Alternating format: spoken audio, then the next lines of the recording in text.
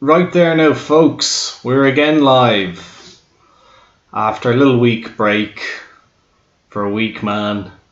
We're back with another Great Irish Lock-In. We are once again coming to you from my living room. I have one member of studio audience this evening. The rest are taking a bit of a break themselves because, in fairness, we kind of preempted the lock-in a little bit, and we all got pretty locked last night. So there's an element of hair of the dog going on in this living room, and there's an element of just scoffing takeaways in bed as well going on. So I'm just going to pour myself my second drink of the evening. I've got a fake Bailey's on the go. Thanks, Ronan Jameson. I've noticed your name popping up around the internet. I can't remember where. That sounds ominous. But I think it's something to do in pub archives and photographs and stuff. Actually, that's it. Google Images. I came across loads of your photographs on Google Images while scouring around various pubs. Nice last night, says Brian, who is our correspondent in the bedroom just over that way, right above us. What are you eating this evening, Brian? I'm actually going to be taking requests or suggestions for what takeaway I should be getting after this, because I'll be starving by the end of it. Terrible head on that Guinness, it has to be said. Drinking the old, the original Guinness now. Fizz Gin, as it's known. Ronan says photos. Yep, that's right. Right, so it's nice to be back in the saddle. If we have any new people joining us and don't know what this is or what they've clicked on, it's nothing weird. We're just kind of going around a few pubs in Dublin, and we'll also be making a trip to another continent as well by the end of it. Brian is eating gourmet pizza, for anybody that was wondering. So this evening we're going to go to two Dublin pubs not too far away from each other, with a bit of a shared history that I wasn't aware of before I started doing a bit more in-depth research on this. And then, as I said, we'll be going to another continent. There he is. Lots of people joining the chat now. Ronan Jameson takes Street View photos. There's like 3 people in Dublin that have taken nearly all of the pub 360 photos, which is very helpful for me. We've got 360 photos for the first pub, which is excellent. Not so much for the second one, apart from their snug, which I took. And then, strangely, our third pub, which is the most far-flung, is perfectly covered by 360-degree photos on Google Maps. So I'm looking forward to showing you that one. Might concentrate a bit more on our third far-flung Irish pub than we usually would. So obviously you can see, let me just make sure you can see. Yeah, you can see what I'm seeing here on my left monitor, which is the fantastic Devitts pub on Camden Street. And I'm really glad that the Google Street View car managed to go by on one of the days where all of their baskets are in full bloom. They get so much overhang at the height of summer. It really kind of changes the facade of the building. It looks lovely as it is after their refurbishment from a few years ago. I'm actually going to take off my jumper because I'm mad warm.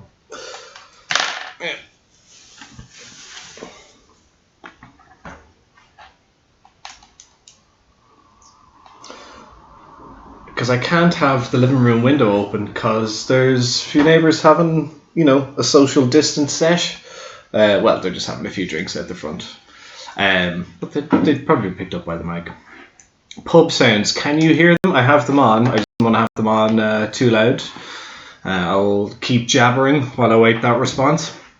So like I was saying, Devitts, fantastic pub. It's currently operated by the Mangan family, who run a few other pubs, most notably Doherty and Nesbitt's on Bagot Street, which I'm sure is familiar to a lot of you or all of you. They also run a few suburban pubs, including the Glenside. I believe the Devitt family still have a share in the pub, but they're not operating it at the moment or anymore. So I was doing a little bit of research on what I could find about Devitts from the past. Its earliest license was from 1871. That's not to say that it didn't serve alcohol before that, but that's when it was first licensed. It was given out to a man by the name of Christopher C. Clinch, CCC. And in 1884, it was sold to a Tipperary man by the name of Andrew Ryan. If you remember the last few weeks, I think several times I've talked about Tipperary pubs and Tipperary publicans. And this week I've just found so many more. I had somewhat erroneously included Devitts as a Tipperary pub in a Twitter post that I did earlier in the week. The source for that turned out to be me, so I couldn't trace it back too well. So going back as far as 1884, there's a Tipperary man in charge, and as we'll soon find out, the proprietor just before the Devitts took it over in the 70s was a Tipperary man himself and had links to the Palace Bar. So I did a little dig into the 1901-1911 census. So I wanted to share which is a photo or two from that, just to show you that is documented who was living there and what their roles were. So here's one here from 1901. So the profession of Christopher Leach. Hold on, that doesn't chime with what I just told you there a second ago, does it? That he sold it in 1884 to Tipperary man Andrew Ryan. Clinch was his name. Okay, I've got that completely wrong. But in 1901, somebody with the surname Leach was apparently the grocer there and also the publican. There is a distinction made between grocer and publican in all these records, so there must have been somewhat of a reason for that. So they also give the profession to everybody else that lives there. So everybody else was a grocer's assistant. And it is the case in this listing and every other listing that all of the men are listed as grocer's assistants, presumably they're barmen in training, and there's usually a single woman who is listed as grocer's servant or publican servant or just servant. So that's 1901. Let's have a look at 1911.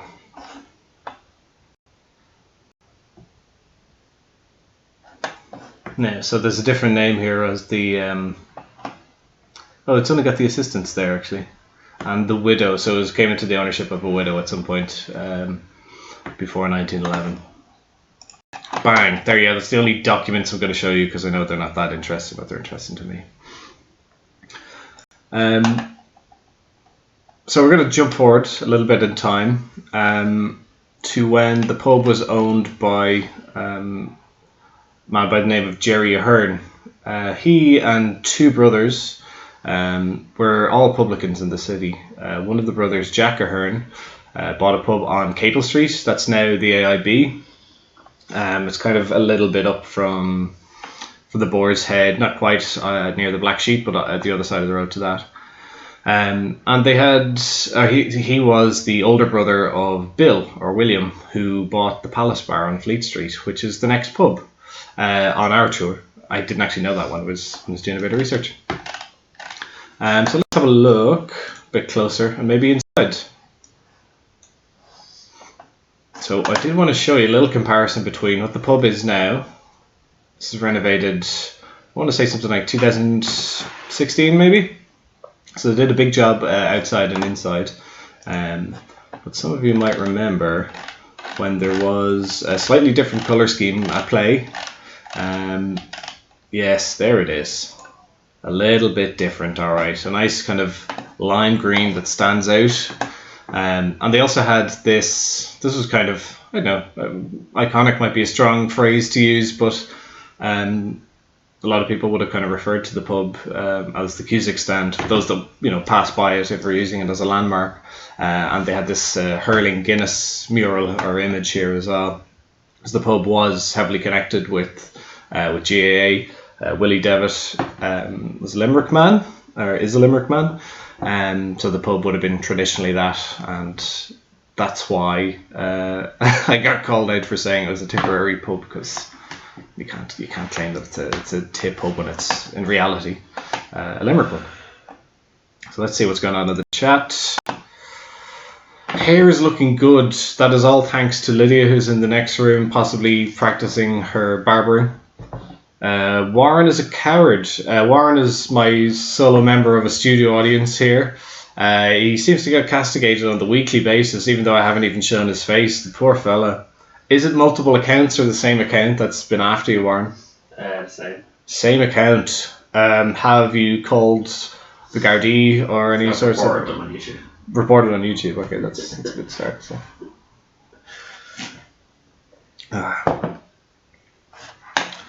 Now, so let's go back to our 360. Oh, they have a 360 of what the outside used to look like. Do they? Are you responding? Evidently not.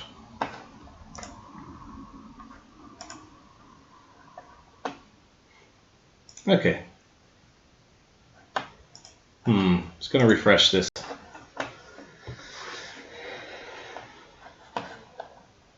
It's more people looking for pub chatter. Where's the pub chatter? Alright, you can't hear it. Sorry, I have it on, but we'll just turn it up a bit. I actually found for our next pub chatter live from the pub. It's only 50 seconds worth, but I can stick it on a loop.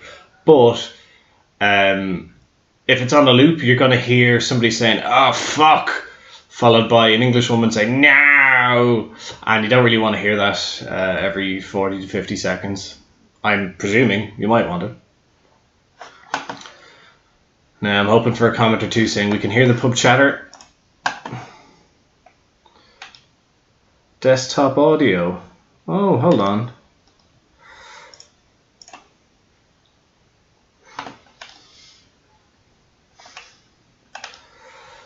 I don't think it's coming through for some reason, folks. This is disappointing. You're gonna have to...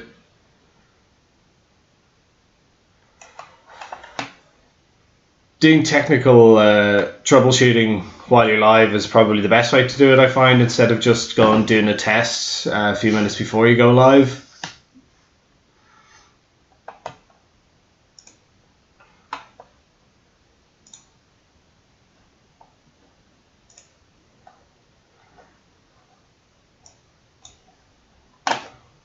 So just bear with me for 1 second, we'll get this fixed. I'm assuming, Warren, you cannot hear it here. No. Okay. That is the ultimate test.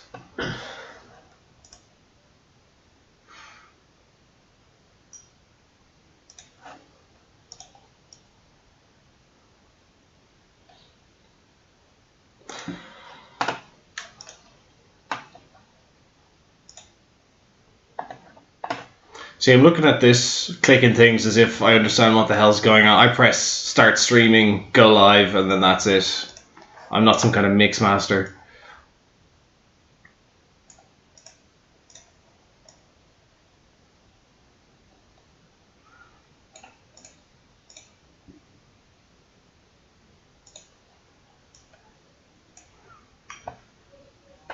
Alright, you're just going to have to grin and bear it, folks. You're just going to have to listen to me. If you could, just, if you live with people, ask them to murmur somewhat loudly outside. That's what it sounds like. Just kind of record that and put it on repeat. It's on for me now, actually, and it's rather distracting because I've just turned it up.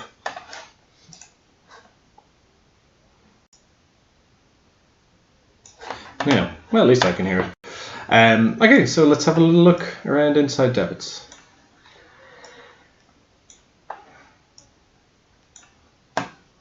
It's pretty ornately designed. It's been, it hasn't been that long since Devitts has changed, but I can't for the life of me remember too well what this main interior space used to look like.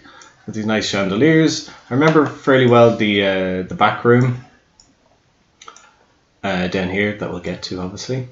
And here there were kind of maybe more cabinets with GA paraphernalia. I noticed they've kept quite a lot of the GA photos, and there's more of what was down here is upstairs in what's now the function room. I think I've said in previous weeks that certain pubs, families would live above, so the publican would be there, and their kids as well. I think that was the case. I'm pretty sure Deirdre Devitt, who's the daughter of Willie and who's in the pub trade herself, has said in the past that she lived for a period upstairs.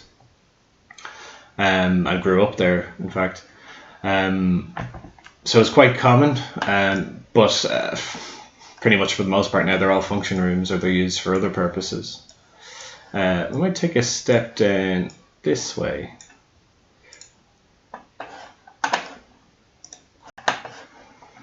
They're probably the most ornate shack stores in Dublin, I'd say. Pretty fair to say. So I want to bring it down here for this lovely vista.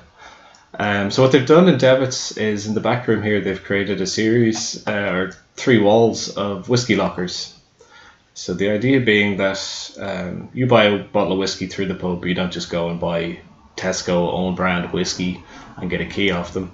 You get a bottle of whiskey from the pub and you're probably going to buy a nice enough whiskey because it's kind of a nice it's a nice way to keep a bottle or to, it's a nice sense of ceremony to go in and have a drink by having your own personalised locker. I think you pay rent for a year or so, or maybe even for the duration of however long the bottle goes. It might only be 2 nights. And you get a little engraving saying whose locker this is. So you pay rent on the locker, so you can kind of choose to renew or not year on year. And as your whiskey bottles run down, you can get them replaced. So obviously you're paying, whatever a bar would charge for a bottle of whiskey. It's not like going down to the Alfie and getting any old one. But it kind of creates a nice amount of ceremony about it, and I think it'd be a nice gift for, for a best man or for a birthday, and it'd be good for 2 people maybe who don't meet up that often, where you share a locker, and you go into Devitts and you share a sup.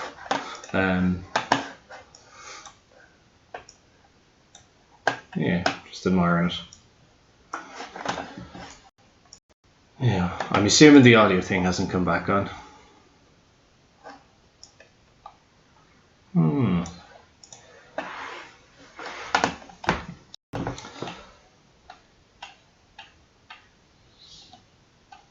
So I wanted to talk a little bit as well, not specifically about Devitts, but I did an article earlier in the week just on what Simon Harris had said about whether and when pubs will reopen. Sorry, I'm just checking out the quality video production comments that are coming in here. It's grand even without the chatter. Oh, thank God. That could have been a long evening.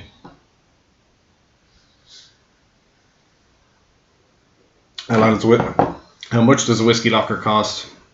I am not sure, to be honest. I think it's kind of an inquire within type thing. I'd assume it costs a fair few quid, because how often do you buy a full bottle of whiskey in a pub? You're talking, if it's your regular premium whiskey, £5 a measure, how many measures in a bottle? Plus your rent.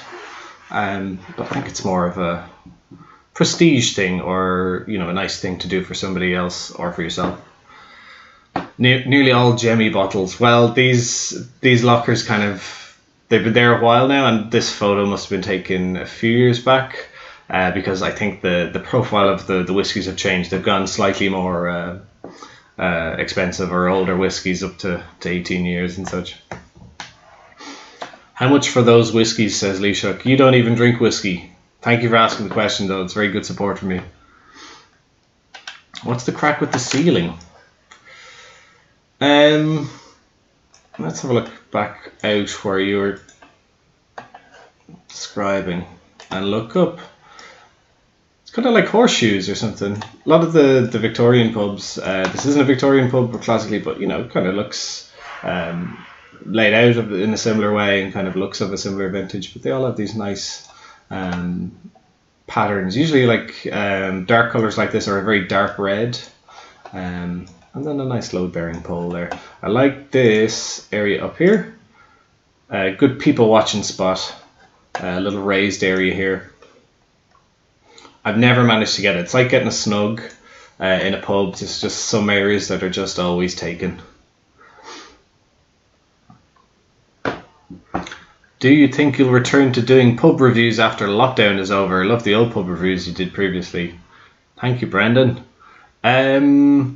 I would hope so, because that's kind of the basis of mostly what I do. But kind of just going back to what I was starting to touch on there about, when pubs reopen and what's going to happen. It's got to be odd, because if pubs do begin to gradually reopen, it will be on a limited basis. And how will you get in? I assume it'll be some kind of booking system, or is somebody saying that is there going to be a doorman selling tickets to upstairs in the Lord Edward?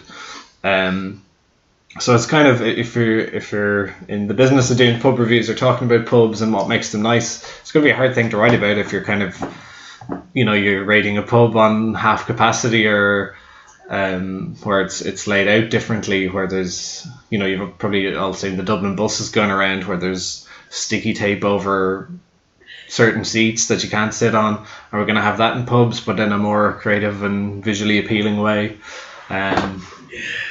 Yeah, Warren's just agreeing there, or he might have just been sipping on his water and been really enjoying that. Yeah, it's an odd one. There you have it. Here's another DWD whiskey mirror. I should really look into the history of them, because I know them only by their mirrors in pubs, but they seem to have been quite widely sold and widely known. I wonder if they're more expensive or more valuable because the whiskey no longer exists, compared to, say, a Powers whiskey mirror, which we'll see a few of in our next pub. Yeah, they've pretty much covered every inch of wall space here with interesting photos and paintings and stuff. Upstairs they have kind of bric-a-brac from pubs around Ireland. I noticed they've got a Guinness label from a pub in Castleblaney. One for all you Castleblaney people out there, dozens of you. Let's have a little look upstairs. How do we even get upstairs on a 360? That's what I want to know. Let's have a look down this way. Too far. So upstairs again, as I said, used to be where the family would live. Actually, I'll just scroll this way. Here we are. So there's always been a bit of a tradition of Irish music in Devitts. I think they've gone to 6 or 7 nights a week now. They'll usually be in this Secunia here. Trad music session for the most part. I think on bigger days, on big GA quarterfinal, semi-final, final days, they'll have a bit more amplification, and sometimes they'll be downstairs, because on those days this pub is packed. It has to be said they're doing an absolute roaring trade the last few years. It's become quite a hot spot. I think there's a few pubs kind of around this area where there's like a nexus of I don't know what it is, GA fans who just love here, and say Ryan's down the road. They're always packed, always pretty full during the day as well. Like they do like a full menu here, and good for breakfast. So like sometimes it's hard to get a seat for during lunchtime. Sometimes I'll go into a pub during the day just to scope it out. But upstairs gets pretty packed in here as well. So before I came on air about 10 minutes ago, I was like, okay, I think I've got it all here, and I have a quiz prepared for you. But then I realised I'd forgotten to block out the names of the pubs, because it's a pictorial kind of thing. But I got it done. I just needed to tell you that I'm quite forgetful and I'm not worthy of doing this. DWD are making whiskey again. Is that so, Owen? Thank you very much. Are they in the Liberties? There's so many new distilleries in the Liberties, it's hard to keep track of. Okay, let me get this quiz round prepared for you. Because you're not here to listen to me blather on. You're here to test your mettle against the dozens of other people that have showed up today. So I've got about 13 questions in all. I might split them up into 2. So what I'm looking for from you is, can you tell me the name of this pub as it is now? Some of them have their names blocked out. Some of them have different names. All the photos are kind of from, I'd say, 50s to 80s.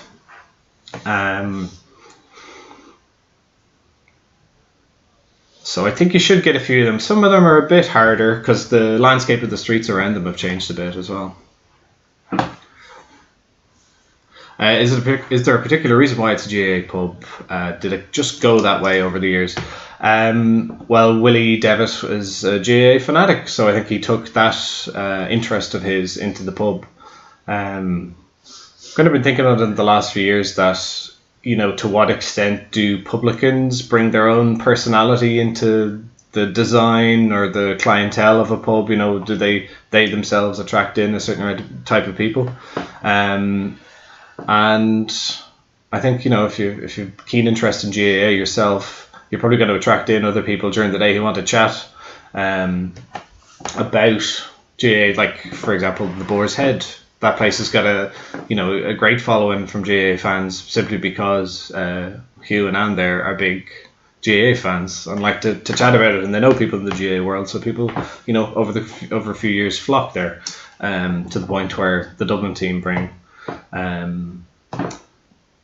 Look at you all getting this wrong. One person has gotten it right. Somebody says toners. Yeah, toners. Ah, yes, toners. Ah, no, toners. That is completely incorrect. Now, somebody here has got it right. It's Ronan Jameson. He says it is McDade's is this Harry Street McDade's on? And he's completely correct. You could be forgiven for thinking that was toners because it does there's a laneway on the side of it. But at no point did they break up the side windows of toners, I'm afraid. But yes, that is correct. McDade's. Congratulations, Ronan Jameson. You've got a few in the bag now, I think. Now, we'll move on to our second photo. There's people looking in the window wondering what's going on. And they're walking a very slow dog.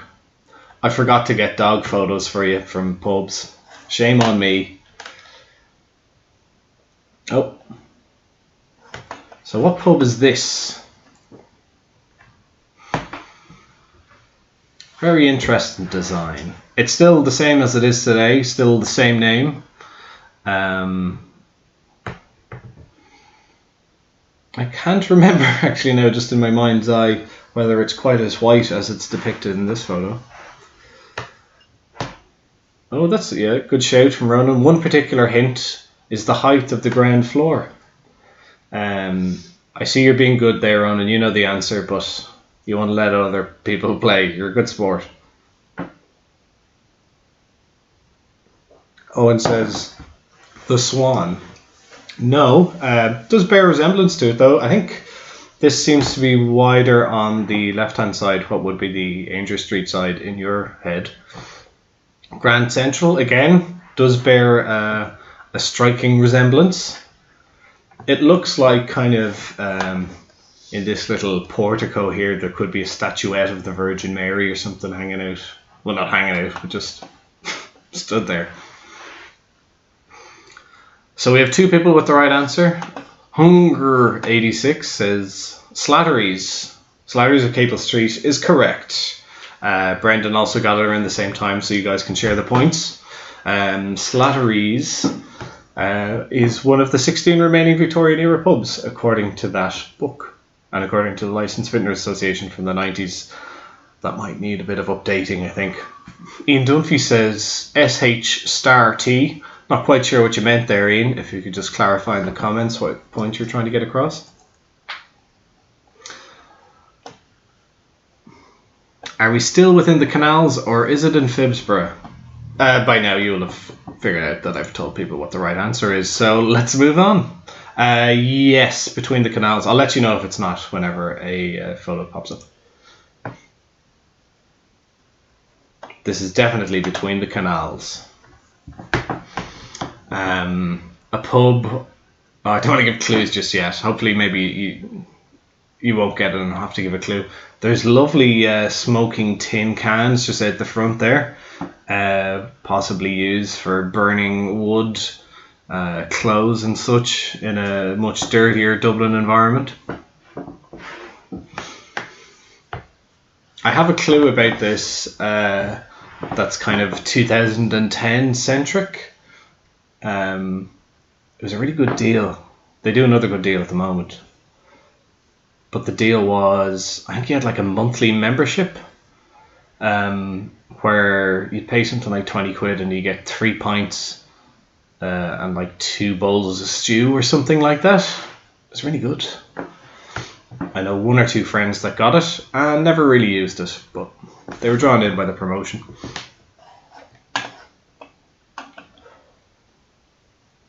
Brogan's, no. The gap for the lane beside Brogan's is a lot narrower than that. Cobbler, no. Yeah, it does kind of bear resemblance to the cobblestone. I'm not sure if to the left there was ever, big, what are presumably neon or lit up signs at night. Ryan's, no. Another good shout. They all have kind of the same structure, or kind of are of a similar vintage. I am not an architect. Kyo's, no, that's another good shout. I'm just going to keep patting you on the head when you get something close.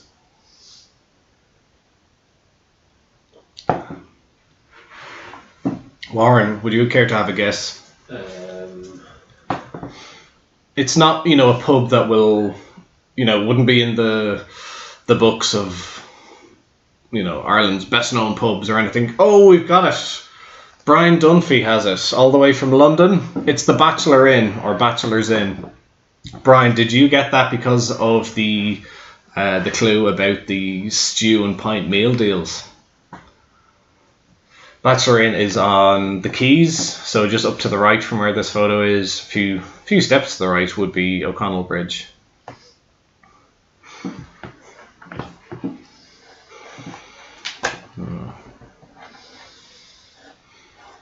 Now, that was pub 3. Okay, so we're going to head on to our next one.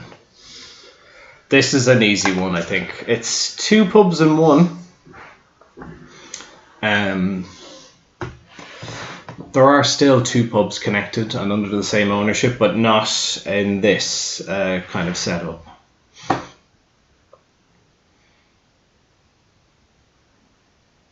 It's a nice soft green, isn't it? Credit goes to Sarah, his spouse, for getting the Bachelor Inn correct.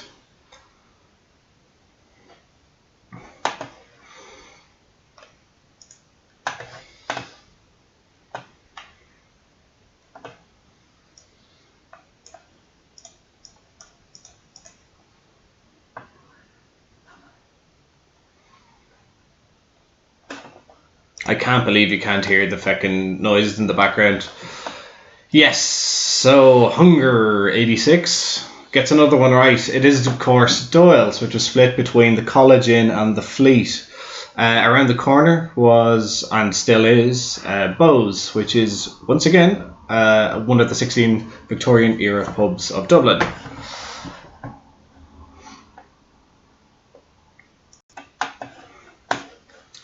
Now, what is going on there?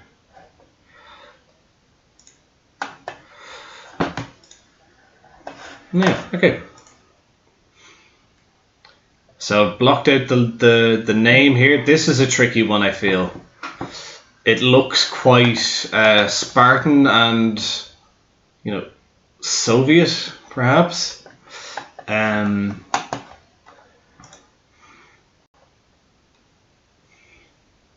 I'll just have a few goes at it, and then I might give you a hint.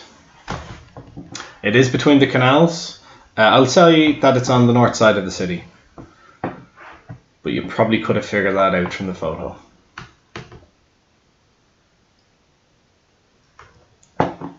Again, Warren, if you want to chime in with any guesses here.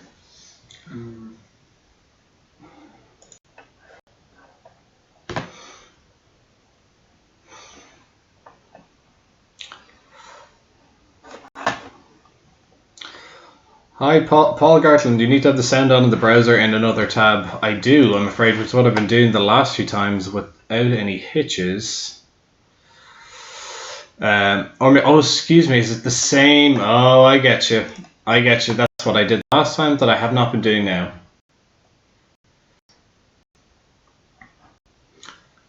God bless you, Paul Gartland.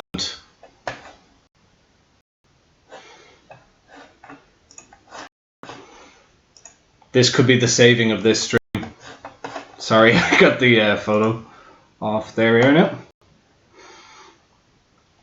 If you want to look at more of these photos, actually no, I was going to tell you the source of where I got them, but then you could just look up the answers. And you people are not to be trusted. So this is a Northside pub. What is going on? Sorry, that just crashed there. Yes, it's a Northside pub. It was featured. It still had the same name up until, I would say, a year and a half ago. It reopened with the old name still in the new name. That's somewhat cryptic.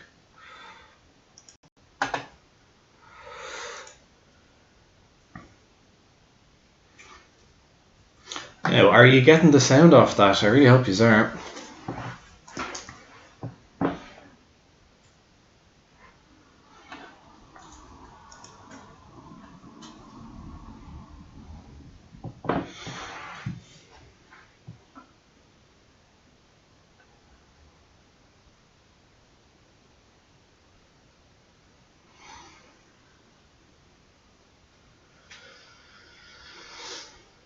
I'm getting no guesses here.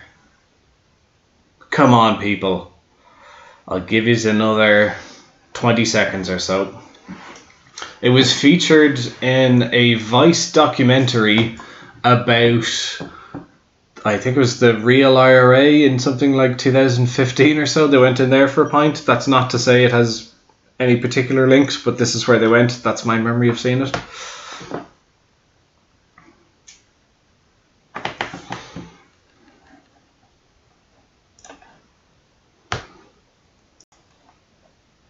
Oh, yeah, somebody's got it. The Tap. The Tap, indeed it is. Now called Taproom 47. Fabulous. Well done to you. Owen says Taproom, close enough. Dave W gets it though with the Tap.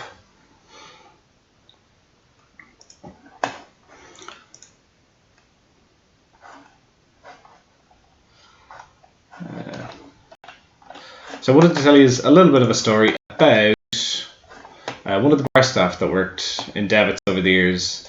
He was there from pretty much the opening of the pub and worked under Willie Devitt for 42 years. He started in the pub on the 9th of March 1968. His name is Frank Boyce. And he retired in March of last year. And I had to sit down with him and a bit of a chat about his career before the pub, his memories of kind of what the trade was like back then, how it evolved, what it's like now.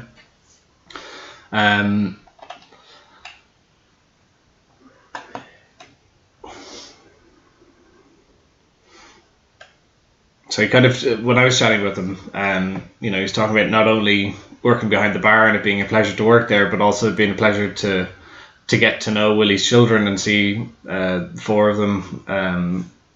Is it four? I just saw that there. Anyway, Willie's children grow up. One of whom was, of course, Deirdre Devitt, who I mentioned earlier. Incidentally, Deirdre was the first female chair of the Licensed Vintners Association. She has her own pub in Terranure called the Four Sisters, which apparently has the nickname, the Two Sisters, which has the nickname the Four Tits. So Frank is from Longford, and he got into the trade just by seeing an advert in the Irish press in the 60s. So he started off in the Glenview Hotel in Wicklow learning the trade, and then in Kiernan's pub in Legan, and he was telling me about how during his apprenticeship it was his job to help in the bottling of the Guinness sold by the pub. So they'd have their own label and such. So he remembers it was his job to go around the local area and find the cast-off bottles that people would buy as takeout and drink on the way home and just feck in a bush. So Frank would have to go out, find these bottles, and then they'd bring them down to the cellar and clean them and fill them back up with Guinness, which it's not quite the levels of cleanliness we're accustomed to now in pubs. So Frank made the trip to Dublin, and he worked in the Countess Bar on Townsend Street, which I think is derelict now, or maybe it was Ned's of Townsend Street, but I think it's a derelict spot. He also worked in the Stillorgan Orchard and the Dropping Well in Milltown. And it was Willie Devitts' cousin, Andy, that was the original connection that brought Frank to Devitts after its opening. So you could say he was headhunted in a way. So he kind of remembers some of the famous faces that popped through the pubs that he worked in. Niall Quinn and his dad, Johnny Giles, Eamon Dunphy. He also remembers, of course, you can't talk about a pub from that period without talking about Con Houlihan coming in to have a drink. So he remembers Con Houlihan coming in last week, or the last lock-in we did. I mentioned Con Houlihan going into Mulligan's and it being the done thing that he'd just sit in the corner and have a snooze. And one of Frank's recollections is that Houlihan would be seated at the end of the bar with his feet up on a stool, snoring away.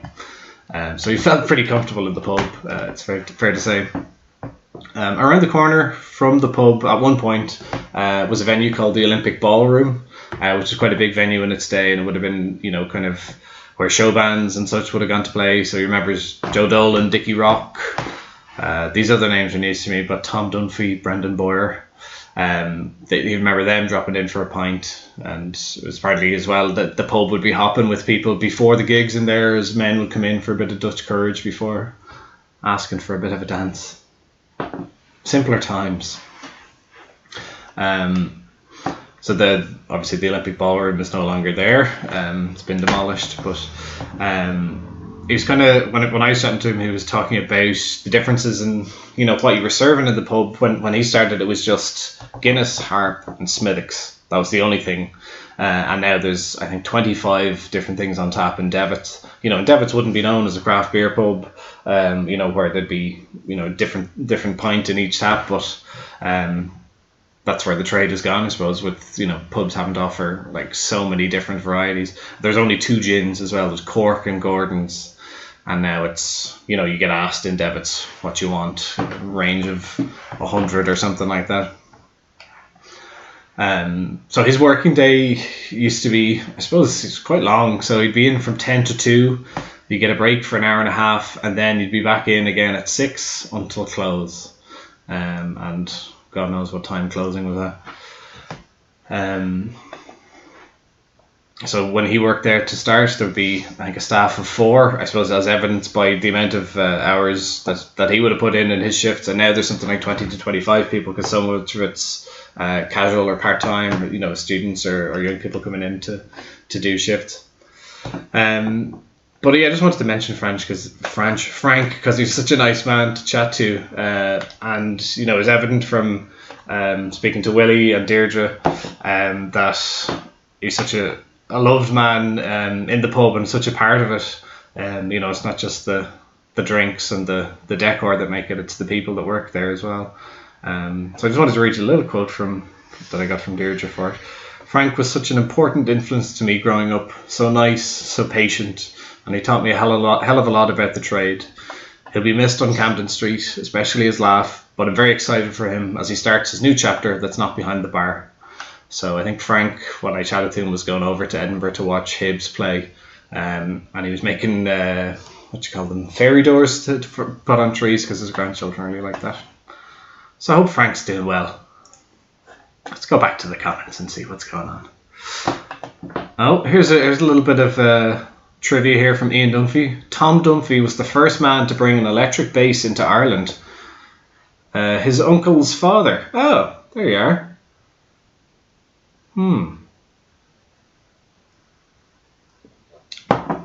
Okay, how long into this are we? Quite a bit, I'd say. Need to speed things along. We have to get to our final country as well. Geez, 43 minutes. Okay, not to speed through the next one at all, but okay. So let us go to the Palace Bar. Now, unfortunately, we don't have 360 videos for this, so I'm going to show you a few photos from times gone by. So, Palace Bar is... How old is it? It was opened or licensed in 1823. Look, that's in full bloom as well. Looks smashing. 1823. it would have been refurbished in around 1890. There's a full architectural report on buildingsofireland.ie if you want to have a look at it. But yeah, it's fair to say this is one of the most elegant and well-loved pubs in the city. I really like this this light outside, bearing the name of the palace. I wonder how that came about. Where usually it'd be kind of Dublin City Council that would erect something like this, but I wonder if they must have done it in consultation with the pub at one time.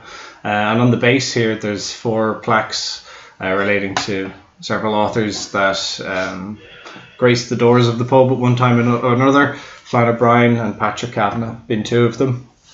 If you see here, there's a little mural. I think at the moment the mural now has been changed, and it's a photo or a caricature of Flann O'Brien and his lines of a pint of plain is the only man from his book That Swim Two Birds. So I wanted to show you a few photos that I found at the palace. This is one of the pubs where there's an absolute wealth of old photos from the place. Some of them are actually taken by Willie Ahern.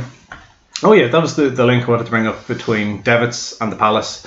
So obviously, was it Jerry Ahern owned what is now Devitts up until the 70s, and his brother William would have bought the palace in 1946-47 for I think £27,000, which was even in that in that day quite a large sum of money. And the pub is still in the Ahern family today. So it went William to his son Liam, and Liam, I think Liam might still work some shifts, but about 5 years ago, his son Willie took it over and is operating it today. Here's one of the census records for William Murray, who owned the pub then. He was the publican. Again, you can see publican's assistants. And then I think, is there a lady here who's listed? Oh, this lady here is widow. So this pub was well known as a haunt of journalists and editors from the Irish Times and the Irish Press. That man there in the middle is R.M. Smiley. I think I'm right in saying this. Alex Newman, Irish. No, maybe I've got him wrong. I'll talk about R.M. Smiley anyway. But R.M. Smiley was the editor of the Irish Times, and he would frequently drink in here. And as was the case in Mulligan's on Poolbeg Street, a lot of the work of the journalists was done in here, where articles were commissioned, paid for, and chatted over in the wall between the walls of the pub. So if you're an aspiring journalist, this is a good place to hang out. I think that's Flann O'Brien on the right there, but there's huge GAA connections with the pub as well, because obviously Tipperary are a hurling force, and you can see there Liam McCarthy Cup has been brought in, and a few hurls as well. So it's been tradition for Tipperary hurlers to come into the pub after any All-Ireland victory, which has been frequent enough, it's fair to say. Here's the Dubliners in the pub. I think that's Bill Ahern, but he looks really like Willie as he does today. You can see in the side profile the similarities. One of many photos of the Dubliners having a drop in a pub. This is during the gathering. Do you remember the gathering? I think that was like 2011 or 12, where mostly Irish Americans would come back and kind of trace the roots and spend a few quid. So I'm guessing this is a grouping of the Ahern family that they've organised. I think that's Willie in the back there, and there's some kind of reindeer and Gabriel Byrne for no reason. I think publicans in Dublin were kind of hoping that in the early days of all this kicking off, that it would be over at a certain point and we could have some kind of gathering like event to a second gathering or a second Arthur's Day to put money in the coffers and have a big celebration. But looks like it'll be a bit different to that. Here again is the Liam McCarthy coming out of a Garda car being delivered to the palace for a play. And there's Bill Ahern there. These are just photos that Willie's put up on the Instagram recently. I think there was a great photo of him in the Irish Times recently, taking down all of the photos and paintings on the walls of the interior of the pub and giving them a clean. They probably haven't been taken off the walls in a good while. I suppose the only other opportunity you'd have to do that in the past would have been Good Friday, and that's gone. But I suppose publicans are trying to spend their time doing up the pubs and kind of making them as presentable as possible for when we all get to go back in. I can't tell you the occasion of this, but I like the photo because it's people just having a crack and having a jar in the back room, which doesn't look too different today. There's a bit more stuff on the walls.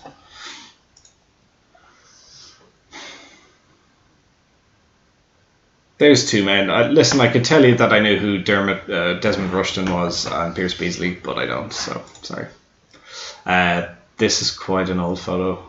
I think that's the 40s or 50s. Oh, that's interesting. See the light outside, or the lantern, whatever you call it. That looks different to how it is now. So, I must ask them the origins of that. That'd be interesting. This is a caricature. I think it's in the National Gallery, but they have a copy of it in the Palace. It's called Dublin Culture, and it's a depiction of all the famous faces that used to go into the Palace, including Brian O'Nolan, Miles Nagopouline, Harry Kurnoff, I think. Of course, Desmond Rushton, who I know loads about. One of the barmen, Tom, is in it. There's a full list courtesy of Sam McGrath, who went onto the International Gallery and got these names, or got them online. Yeah. So as I said, this pub was frequented by members of the literati and journalists and such. Stop yawning, Warren. That's a disgrace. How dare you? So yeah, a lot of the biggest drinkers in here would have been Flann O'Brien and Patrick Kavanagh. Apparently there's still a cheque from Patrick Kavanagh for £1 and 10 shillings that bounced to settle his bar bill, and the pub still has it in the basement apparently. So this would have been, there's a few kind of literature pubs or literary pubs around town. Davy Burns would have been one of them. That would have been upmarket enough. It's mentioned in Ulysses and has kind of always been quite proper looking. McDade's would have been a bit more sawdust on the floor. I read an account once of somebody seeing Brendan Behan in a pub, but their attention was distracted from him as somebody just got sick on the bar counter. So that was a bit more just rough and ready drinking spot. There was the Pearl Bar, which wasn't too far away from the Palace, and then the Palace itself was kind of a bit more upmarket, and yeah, less debauched. Plenty of drinking, but no debauchery. So I do not have 360s of most of the pub, but I do have one of the tiny snug, which I'll get for you now.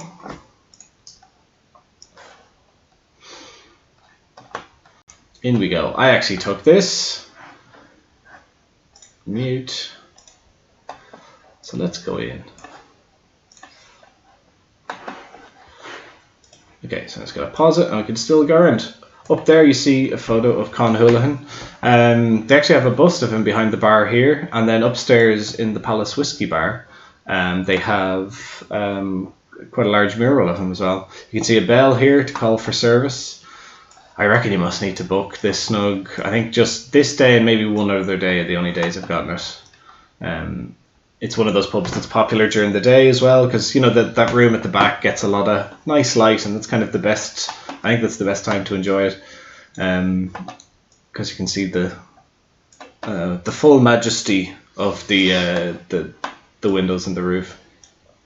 It's also got one of those heat lanterns, gas powered, that will absolutely roast the head off you. Yeah, nice little snug. Yeah. See what you're chattering about.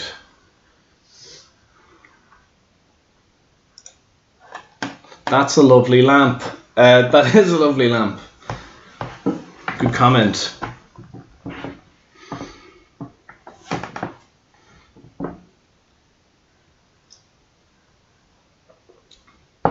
Yeah, Ron Jameson had his had his 21st in the Palace. I had mine in the Isaac Butt across the road from Bosaurus. It closed pretty soon after and never reopened as far as I know.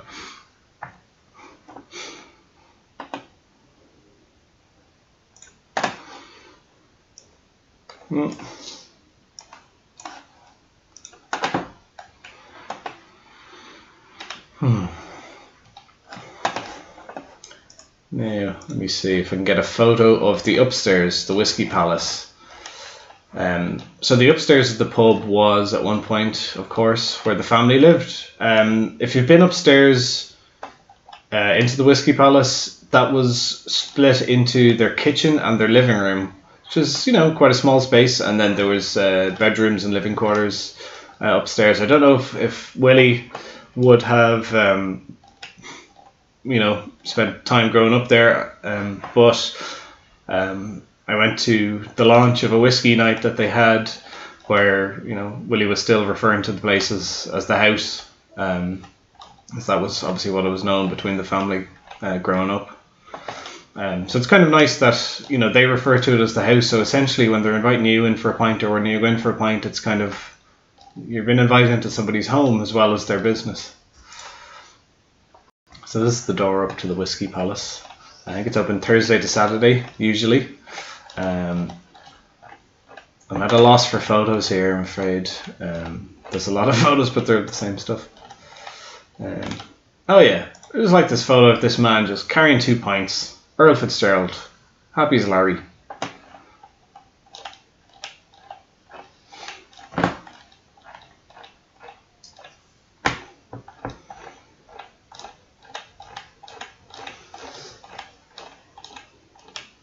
Alright, we'll leave it if there's no bloody photos. So there's a big connection between this pub and whiskey. I think over the last few years, or over a good while in fact, they've been building up a really good selection of Irish whiskies. I think they've over 120 now at this stage. Obviously, if they've got a whole bar dedicated to upstairs, it's going to be big. They have, it was traditional for pubs to have their own whiskies, and the Palace Bar have brought that back. They have a range of their own ones that they've produced, including one with the face of R.M. Smiley, their former patron and Irish Times editor on it. But they also are the only pub in the world to have an exclusive release of a green spot whiskey. I was looking to be at the launch of that. Green spot, yellow spot, red spot, all lauded whiskies. So the pub, I think there's a special connection between Mitchell and Sons who produce it and the Ahern family. Like they knew each other. The Willie and the younger Mitchell were friends growing up and played rugby together. All right, we dip into a quiz again. Let's see. Where did we leave these last time?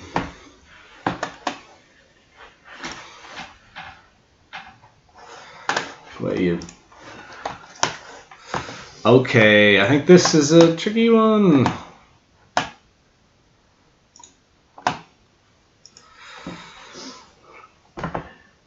Oh yeah, the Good Bits. Isaac Butt did open as the Good Bits. Radio City. Oh, yeah. So, have we any ideas on where this pub might be? Oh, let me zoom in.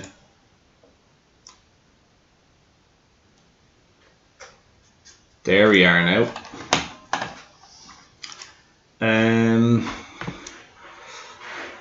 I think, if you're looking to the right of the photo, that might give a bit of an idea.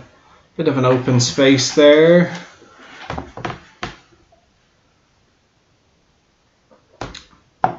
The facade of the pub hasn't changed much at all, really, and it is still going by the same name.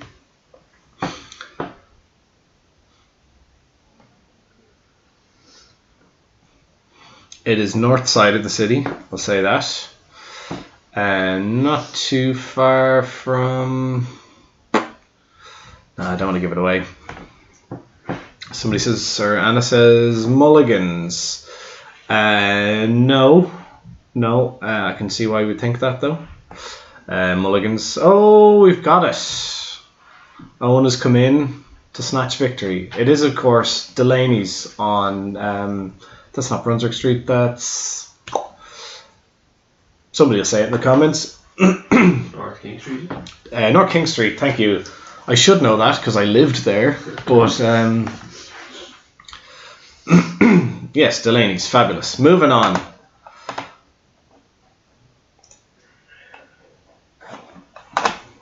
Will you let me scroll on?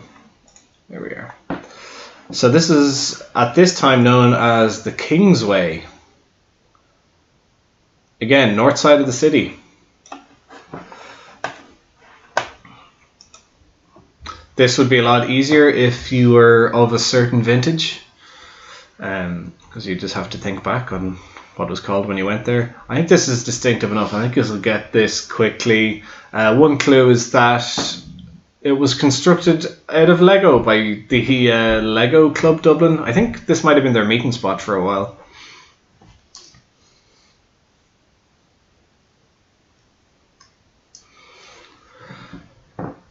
It does look the same now. Oh, Delaney's, yes. Yeah. They just have a sign outside that says, "We do sandwiches now."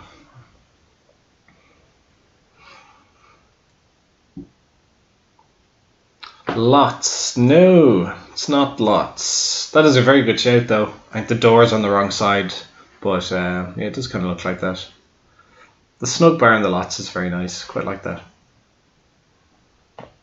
There is a fireplace in this pub, I will say that.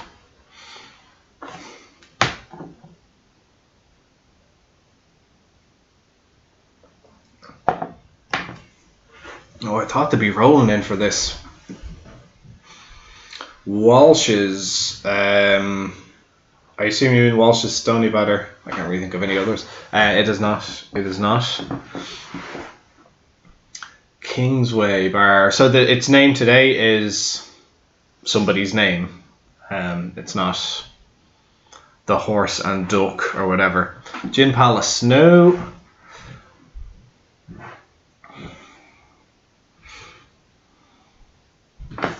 I thought these kind of TP Smiths. No, that's a very good shout though. I thought these little kind of things.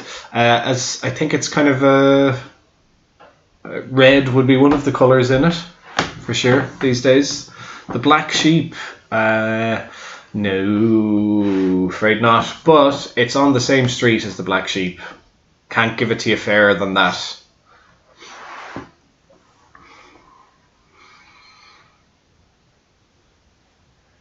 Neelan's. Anna Bryan has it. Jack Neelan's, formerly Kingsway Bar. A listed building, I believe. Hunger 86 also says Neelan's. You just waited for her to write Neelan's and then just copy and pasted it. Let's face it. You're a cheat. That pub on Parnell Street facing the maternity hospital. Conway's. Is that what you're thinking of? Or the Parnell? Alright. On we go.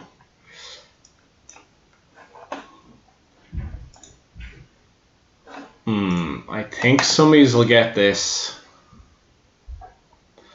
Because you can, if I zoom in anymore, you can probably see the name.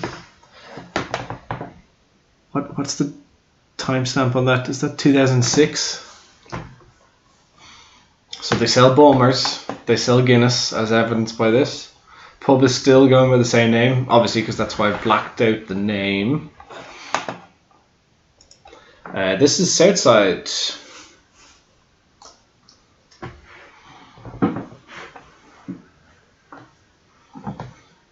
Top up my jar here.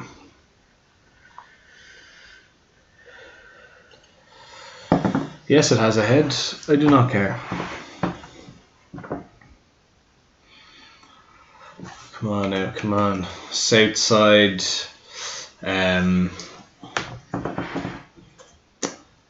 What else would I say about it now? It's not that far from... Oh, she's got it again. 2 in a row. Liberty Bell. That is correct. I was going to say it's not too far from the Guinness Brewery. Liberty Bell on Francis Street. Francis Street, Mead Street, Francis Street. Oh, Francis Street, yeah. Yes, thank you, Warren. Next up, at the time of this photo was taken, it was to let. I think this is an easy one. I'm expecting a flurry of the right answers, but whoever gets there first, who's got the quickest fingers?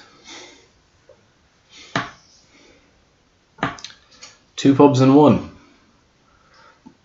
Can Anne make it 3 in a row?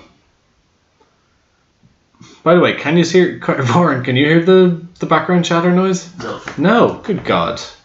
Someone said earlier that it looks like you have it muted on YouTube. On YouTube? I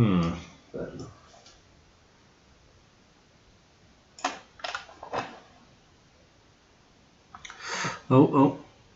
Oh, Colin with the assist there.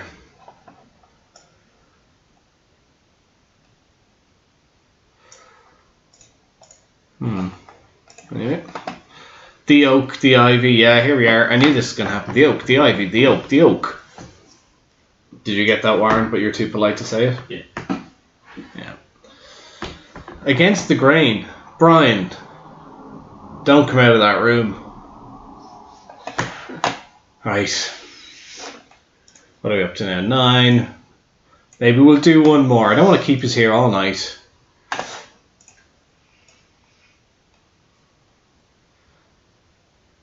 So half of this pub name still exists, but the surname does not.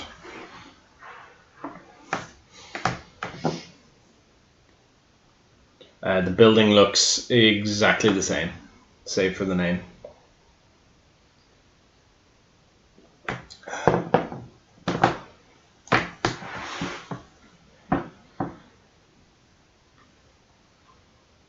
And it's low resolution enough so that you can't make out the street name.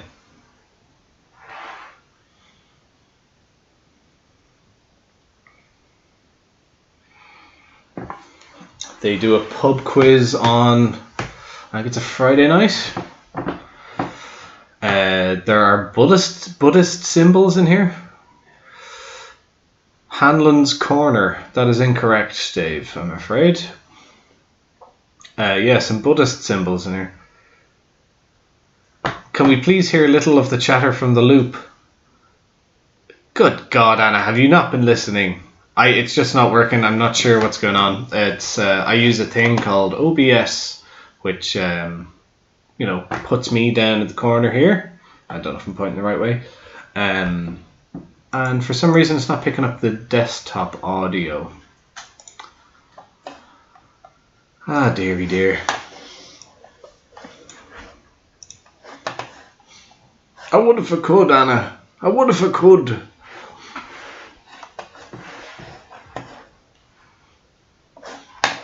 No, get you back zoomed in on this. Leonard's Corner. That's a first guess and a first comment from That's me. Utule. It's you. It's Warren. Warren did get it right, but I'm also hearing confirmation that Warren is a coward, so we may not be able to give him the point. Oh, sorry, the cursing and the English lady yelling. That moment is past. I'm so sorry. Brian says, Bellow Bar. Brian, you live around the corner from this pub. For shame. I'll do one more for yous, and then that way I can keep the rest for next week. And I can be a bit lazier.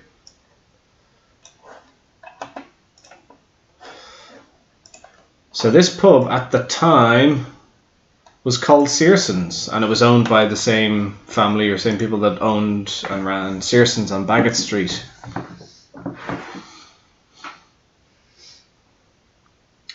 These days there's outdoor seating on this side of the pub.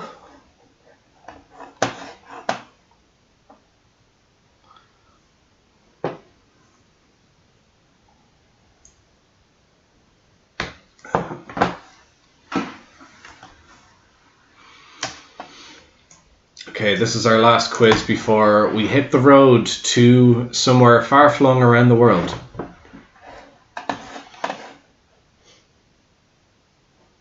Yeah, Just gonna set up the Google Maps for you so it's a nice big reveal.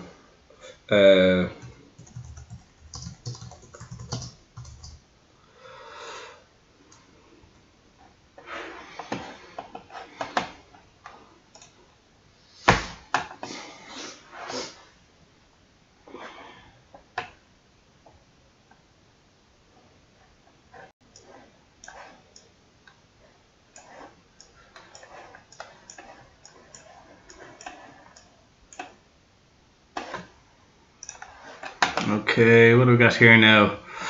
The Swan, no, that's incorrect, I'm afraid. From English Mick. Lucky Duck, no. Fagans, no. I thought this was going to be. I thought they're all. I suppose it's easy when you know the answer, isn't it? Think canal. Think this is like over 50s nightclub or something. I think they had one of those in the basement. Now for a lovely sip of this fake Baileys that has been sitting here for quite a while.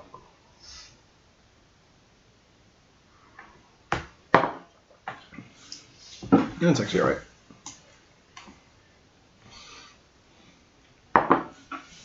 Yeah, so think the canal. There's not all that many pubs along the canal. So which one has a little seating area outside? They show a lot of sports. Portobello, the Portobello. That is correct, Davy W. Yes, it was called Searson's back then. Here they are now. All of them come in with the once I give them the clue canal, they're all in the Portobello house, the Porto. Okay. Rain nightclub, that was it. Thank you, Brian. Do you still go there? Yeah, we'll talk about that afterwards. Rain nightclub. A lot of people are familiar with Rain. Were they one of the nightclubs that would have like adverts during the FM 104 phone show with Jeremy or whatever his name is? Similar to Tomango's where the gang goes in Malahide.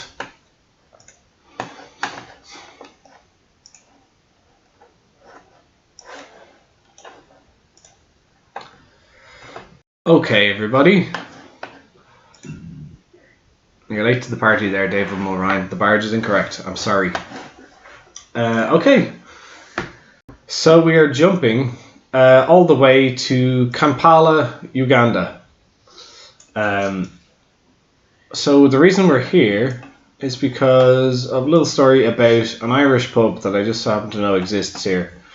If we turn around, oh, it's a bit blacked out. This is the place, right? I'm pretty sure it is. Yes, it is. So we are here at a pub called Bubbles O'Leary's. So Bubbles O'Leary's, obviously in Kampala, Uganda. I was going to say odd place to have an Irish pub, but nowhere's a really odd place to have an Irish pub. There's plenty of Irish people everywhere, and there's plenty of Irish pubs. Tomango's, where the gang still goes. Excellent advertising campaign, obviously. So we're outside Bubbles O'Leary's. So this is run by an Irishman. The name Bubbles O'Leary's comes from a teacher that he had in school, and that was the teacher's nickname, which is Bubbles O'Leary. So he chose to give it that name. Interesting one, alright. And once we're inside, we're in now. You'll see that this isn't just some cobbled together Irish pub. This looks pretty genuine, looks pretty good. Obviously you have to have the ceiling fan because it's probably roasting in there. But they've got the old Cade Míle Fáilte sign. The bar countertop, the stools, the tiles. And take a look around here. Come on. If that doesn't say, 1980s suburban Dublin boozer, I don't know what does. These seats and like the hexagonal tables and the mini stools. Obviously outside it looks a bit more tropical. But the reason why this looks so good and so on point to what a Dublin pub or an Irish pub should look like is because it was practically transported to Uganda from Ireland. There's a pub called the Linen Hall in Drogheda, and that pub was going out of business. So what they did was they took loads and loads of elements of the pub, including the bar countertop, most of the seating, the divisions, these ones here, whatever they could fit into one shipping container, and they sent it off to Uganda to be reconstructed here, and it looks like they've done an absolutely amazing job. From the roadside, it looks like just kind of a dingy entranceway into God knows what, but they've also got this courtyard out the front here as well. And I just really love that they have like a pretty good, I was going to say not replica, but relocation of an Irish pub right here. I went onto their Instagram and followed them, and nearly all of their posts are about like techno party in the beer garden tonight, and it's all just like house music and techno and like upbeat stuff, which you wouldn't really think. You think Irish pub like this, you think the Linen Hall in Drogheda, you're not going to see Skrillex. But that's the note I wanted to leave you on today. A nice Irish pub from abroad. We had somebody requesting the last time around that we do an Irish pub in Dubai, so we're going to get in contact with them and maybe feature them next week.